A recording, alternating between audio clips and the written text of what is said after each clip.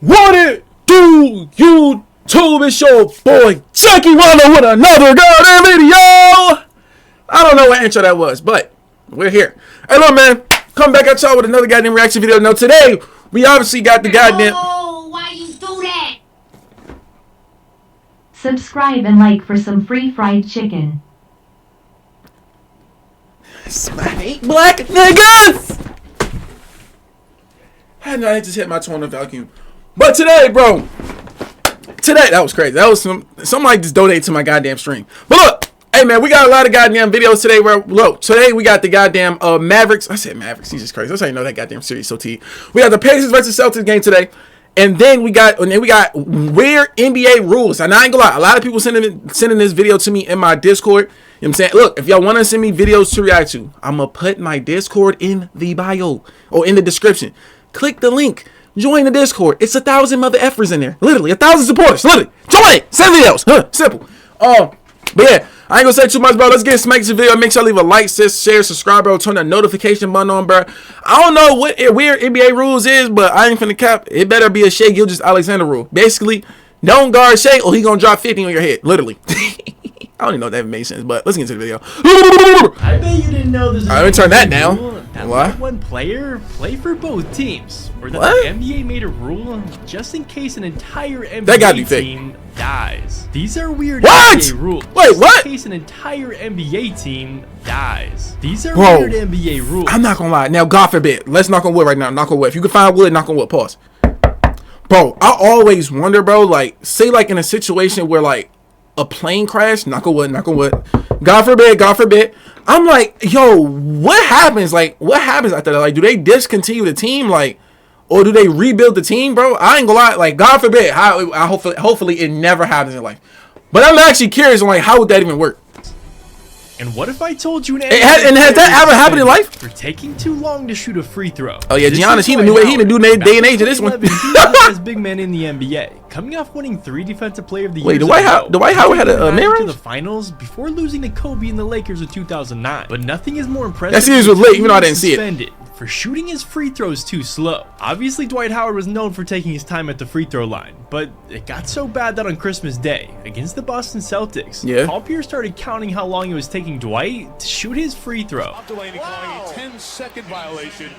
So Dwight Howard made that 10-second delay stuff? I thought that was the Giannis rule, to be honest. Section 1 of the NBA rulebook says players only have 10 seconds to shoot a free throw once they receive the ball. And every single time Dwight Howard stepped up to the line, he was using all 10 Oh my of God, those this Lakers seconds. stand was so Fast terrible. forward to April in that same season. In a game against the Bucks, head coach Scott Skiles took it one step further than Paul Pierce. Instead of counting using his fingers, he just started counting the seconds out loud to the referee. And the very next game against the Charlotte Hornets, Dwight got called for it again for 10 seconds at the free throw line. And Dwight was getting tired of this rule, so after he was called for it again, he decided to roll the ball away from the referees, which got him a technical foul. The only problem was How can you get mad at that, though? of the year. And in the NBA, once you receive your 16th technical, you're suspended. You're suspended for like a game, And yeah. After that, suspended for another game if you receive 2 more. So because this was his 18th technical, he was suspended his very next game, which means that Dwight Howard was suspended because he shot his free throws too slow. But Dwight's not the only player that's been. Yeah, I was saying, Giannis,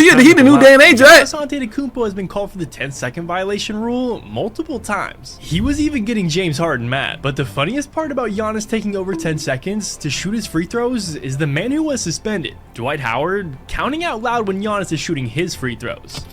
And Really? somebody's counting. Ironic. I think Dwight Howard is counting this. Dwight Howard, very ironic, brother. Very I'm ironic. sure Giannis knew what it felt like, even 10 years later. But what if I told you this next rule is by far the weirdest thing that has ever happened in the NBA? What? Because this rule caused this guy Eric right Money here to become the only player ever to play for both teams and score for both teams in the same game. What? Eric Money. And on November 8th, Wait, what? 1978, the Nets were playing against the 76ers. Now Eric Money was on the Nets alongside his teammate Bernard King, and it all started with King driving to the hoop and being called for an offensive foul. King didn't agree with the call, and that made him extremely mad, so he started screaming at the referees. Now King already had 1 technical foul, and it didn't take him very long to receive his second, Okay. ejecting him from the game. And on his way out, he decided to kick a chair, causing referee Richie Powers to give him a 3rd technical. Except according to rule number 12 in the NBA rulebook, a maximum of 2 technical fouls may may be given to any player, coach, trainer, or other team player on the bench. So even though it's not allowed, referee Richie Powers gave Bernard King his third technical, and when Nets coach Kevin Lowry went to argue about the call, he too was thrown out of the game and given 3 technical fouls. I ain't gonna lie, bro. I can only imagine giving technical fouls out back in the day, bro. Oh my god. Back in the day with damn near segregation, brother. They throwing text for you being black. I swear to God. I know. Hey man, I ain't gonna lie to you, bro. If I was a white referee, bro, and Wilt Chamberlain about to get 100, tech, get him out of here. I don't give a fuck if you had 99 points, bitch. You ain't getting it today. Like you talking about, ain't real shit, bro. The 76ers finally shot all their free throws. That's crazy, though, bro. Ended up losing the game by 4 points in double overtime. Because of the 3 technical fouls, the Nets decided to protest the game, and NBA Commissioner Larry O'Brien agreed and decided to have the game replayed. Plus suspended referee Richie Powers for 5 games, who was the one responsible for handing everyone 3 technical fouls. The soonest the game could be replayed was March 23rd, over 4 months later, and the game would start in the 3rd quarter with 5 minutes and 50 seconds left, right after Bernard King was ejected. But there was just one small problem. On February 7th, the Nets and the 76ers would complete a trade that would send Harvey Catchings and oh, so that's how he did it. For Eric Money. So on March 23rd, when the game was supposed to be replayed, the Nets no longer had one of their best players, Eric Money. Instead, he was on the 76ers. And I was wondering, like, how is that possible? The 76ers. And 4 months ago,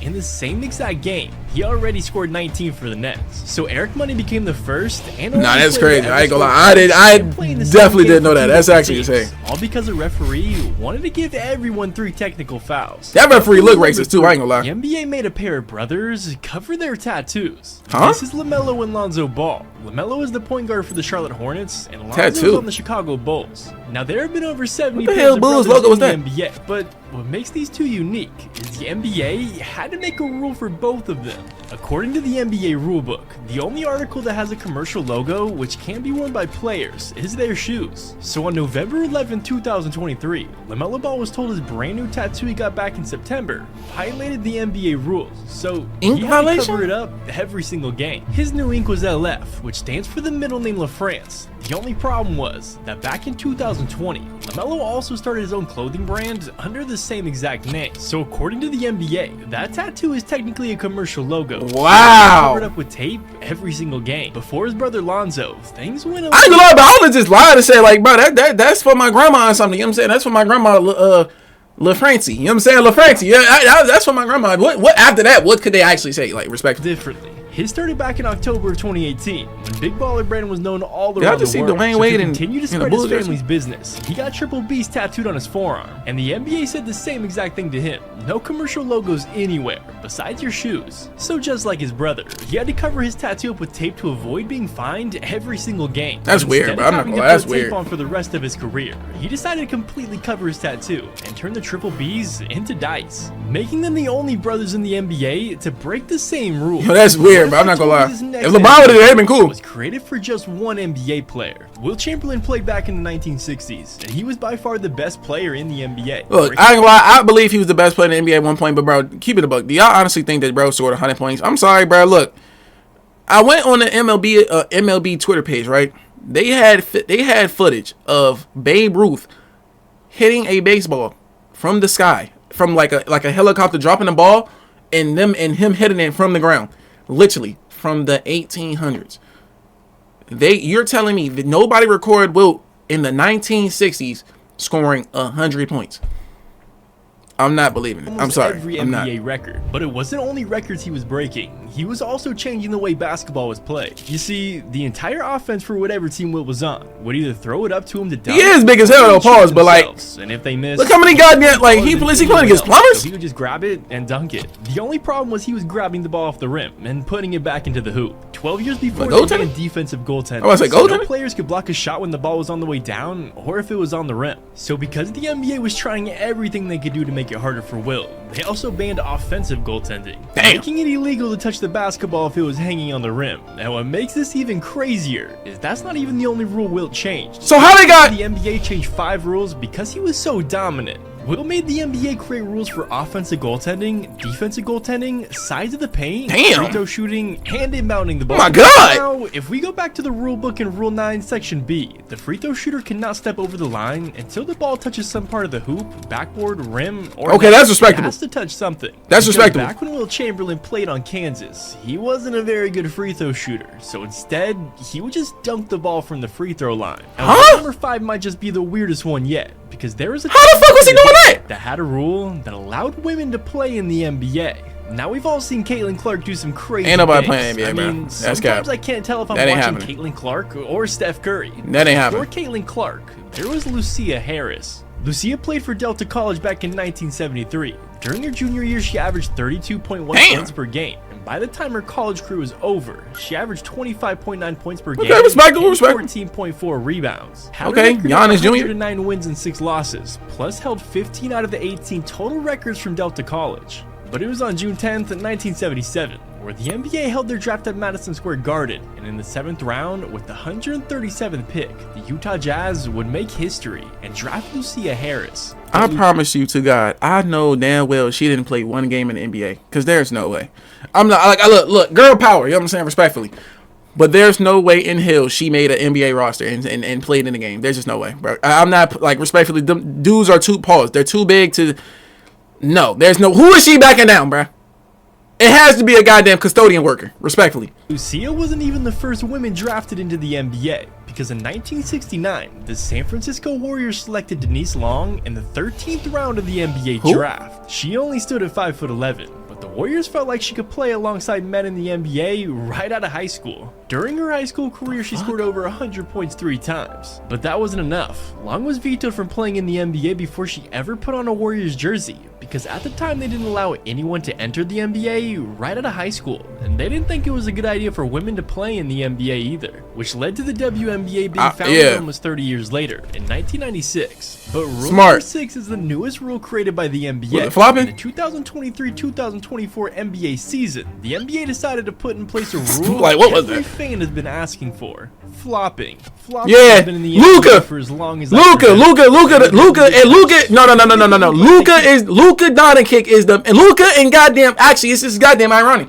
Luka and the Serbian king, goddamn Jokic, the two main stars are flopping. Y'all was talking about, y'all Shay be flopping for free throw. No, okay. Yeah, go watch a goddamn Luka game or a goddamn Joker game. Respectfully, we want to see who be for the flopping. season. But with this new rule, players can now get called for flopping, and when they do, they'll be charged with a non-unsportsmanlike technical foul, and the opposing team will be awarded 1 free throw. And speaking of fouls, have you ever wondered what happens when a team only has 5 players and 1 fouls out? Well, we found out when the Cavaliers and Lakers played each other back in 2014. Wait, what? The Lakers only had 8 players available to play that night because Pau Gasol, Jordan Hill, Jody Meeks, and Steve Nash were all out with injuries. Then Nick Young got hurt during the game, and Chris Kaman eventually fouled out. The Lakers had so few players that Chris Kaman just went ahead and took a nap on the bench. And just when What? Lakers thought they could go through the rest of the game with no problems, Jordan Farmer injured his leg with just 4 minutes left in the game. So out of the entire Lakers roster, they only had 5 players left. And then